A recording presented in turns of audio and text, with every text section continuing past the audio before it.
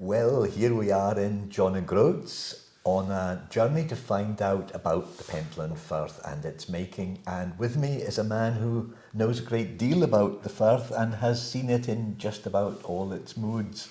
Walter Mowat from the First and Last Shop, isn't it? That's right, yes. John O'Groats.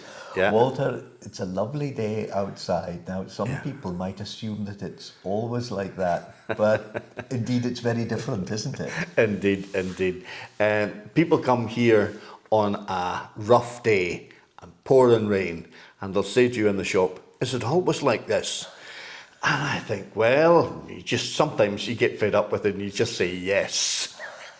And then they'll come on a lovely day like this, like what we have today with the sunshine. The Pentland Firth is flat, calm out there, unusual. And they say, "Is it always like this?" And I just, of course, say yes. Why ever not? And what's it like at its really worst? Well, that's a different story. It really can be terrible, and I mean terrible. I don't know if I've seen you've been in the First and Last. I've got shutters there. Well, on a really rough day, I couldn't take these shutters down because things could be flying and get damaged and such like. Because the wind, we're beside the pier, and you get all kinds of things that will come in and hit you. And the waves would be coming over. Although I've got protection around the First and Last, the waves will still, at high water, hit the First and Last, and you hear this almighty crash, and then you know it's a big wave, and you can look out for the next one, and then there's a lull until it finishes.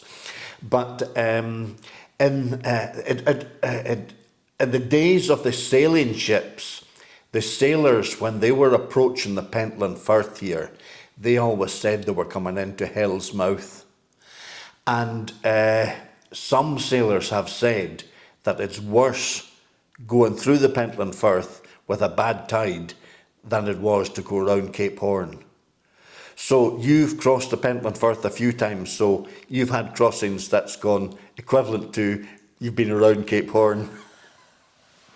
And with it being an international waterway, over the years all kinds of ships must have come and sometimes come to grief.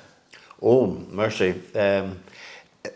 There was a survey done by the MCA a number of years ago because there was one ship called the multi-tank Ascania, and nobody knew what she was carrying, and it turned and her engine room went on fire, and she got very close to Dunnet Head, and fortunately the fire was put out, but the type of product that she was carrying, they had to evacuate people for about 2 miles or so in case something happened, because it was a gas that would creep low.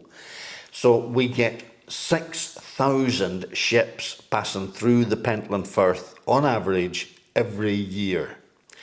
Now they are going anywhere and everywhere in the world, believe it or not, but mostly it's I would say Germany, France, Belgium, Holland, Denmark, Scandinavian countries, Russia, and they will go through the Pentland Firth because it's better than going through the English Channel. It's not as busy.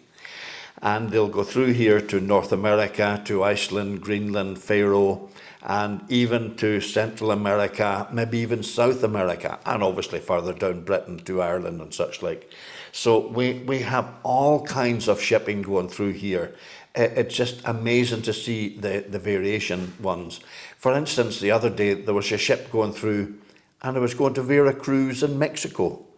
Now, I've never heard of Veracruz unless I watched one of these westerns and you see Veracruz.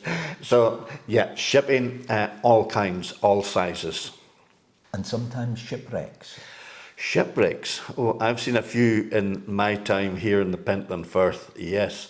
Well, because of the close proximity of the islands and your channel being quite narrow, the tide goes through here for 14 hours a day. At its peak, when there's a new moon or a full moon, about 10-12 miles per hour. So my father always said, he was a fisherman here, and he always said the key to the Firth was the ebb. So if ships knew what they were doing, they could go through the Pentland Firth easier with the ebb than with the flood. However, there are variations between islands. There's north-south tides, which you'll get at Stroma. And one of the ones I remember was the Bettina Danica that went ashore on the west coast of Stroma. And that was in '93. And I think the person who was at the wheel had fallen asleep. And of course, it was on automatic pilot. And of course, then the south tide took him right by the side of Stroma. And of course, before he realised it was too late. And just about maybe 4 or 5 years ago, there was a boat called the Priscilla, and she went on the Pentland Skerries. And again, she was, the person who was on watch had fallen asleep, and she just slipped up on a rock. And one of my first wrecks that I remember was the Doverfell, which went on the Pentland Skerries. And the people were rescued by helicopter from one of the naval vessels, and they landed them in the field just below the Seaview Hotel up the road there. And I was probably about 4, and a helicopter was new. I was frightened of helicopters. And I remember another wreck on the Pentland Skerries called the Caithness near Krishna. She went ashore the day before we went back to school in 1965. And then there was another boat in 1976 went on the Skerries called the Tonguefish. And then 10 years later, this crewman was on a German trawler again, going through here, and she struck the beacon at Stroma. So he was twice shipwrecked in the Pentland Firth. So there has literally been hundreds of shipwrecks in the Pentland Firth, and that's why you'll see in a very small area there are 9 lighthouses visible to try to help the boats navigate through the Firth here. I can name them off to you if you wish. Well, you have Noss Head as you approach from the south. You have Duncansby Head, which is John O'Groats. You have the Pentland Skerries. We've got Cowpensay. We've got Swona. We've got Stroma. We've got Cantig on South Walls. We've got Torness on Hoy and Dunnet Head. All these to help the boats to navigate the Firth here.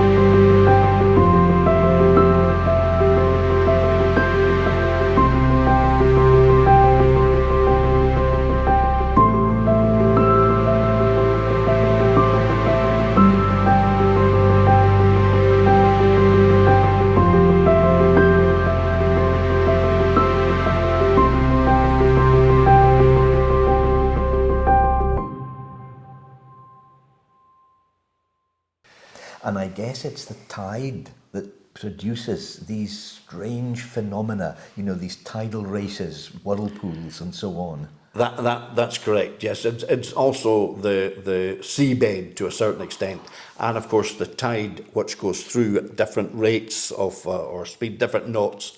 And one of the nearest and most dangerous part here is what we call the Boars of Duncansby. Now that works from the Ness of Duncansby, which is just about 3/4 of a mile along the coastline here. And the Boars, it works with a flood tide only. And when there's an easterly sea and a very strong tide, so the water is rushing east, and you have an easterly wind, and you have a high tide, and the Boars are really, really pronounced.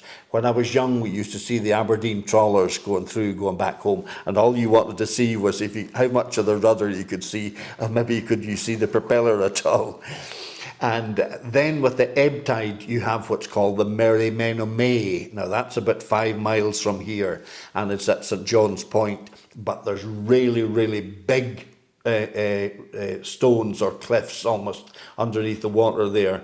And if you ever go there, the waves will come at you in any particular angle. Could be there 1 minute, could be there the next minute. Whereas here, the waves the boars will come at you one way, and you know how to get through it. My father bought a bigger boat so he could fish in the winter time and keep my brother occupied. And it was a slightly bigger boat, had a wheelhouse on it. It was called the Boy Andrew. And there wasn't a harbour here at John O'Groats, so we had to go to Harrow, or Phillips Harbour, which is behind the Castle of May. And of course, you had to go over the Men of May to get to it. And to do that, sometimes the Men of May was not a very nice place, and you had to have what's called a meeze. Now, to get over the Men of May, you had to head north, directly north towards Hoy, until you saw a particular house clear, and then you could go west, and then into the harbour. And I would be working in the hold of the boat with the lobsters, maybe putting rubber bands on the toes and putting the crabs in the box and such like. And I would never be thinking of it. And here was my brother standing at the rear of the boat, leaning on the wheelhouse and steering with his feet because he could see how the waves were coming. And there wasn't until afterwards you think, you know, that was bloody dangerous. But never mind, that's immaterial. But there are some other rough areas. There's an area, I've never been in it thankfully, but when it's a very heavy easterly sea and the flood tide going through, between here and Stroma, there's another bad bore which we call Lelland's bore. Now it must be deep, there must be deep troughs in the seabed for that one to work. William Simpson might tell you a bit more about it, but they never went near that. They always try to avoid it. You always try to avoid a bore. But of course you get these people these days in these fast boats. That's what they want into. It's these like Corryvreckan and such like. They want to go into that, but no. We always stay clear of it. And then there's the what we call the Swilkie, which is at the north end of Stroma. Now that is, it's amazing when you see it with the whirlpools just swirling. It really, I'm sure you've been through it yourself on the ferry boat, but it really is quite amazing to see. And of course they always said the boats will go round and round. But of course that's where they say that the reasoning for that was from the person who stole the machine for making salt, and this person wanted some salt for his dinner, but when he stole the machine he never found out how to stop the machine. So when they were going through the Pentland Firth, he wanted some salt, so he demanded to the young ladies, get me some salt. So of course they started to produce salt, and the whole boat was overcome, and the boat sank, and this machine is still producing salt out there, which is why the Swilkie is as it is. That's not the full story, but that's a précis of it, you might say. Walter, that's wonderful to hear these stories. Thank you very much indeed for no problem. taking up time. There's more where that comes from. I'm looking forward to the next time. Next volume, indeed.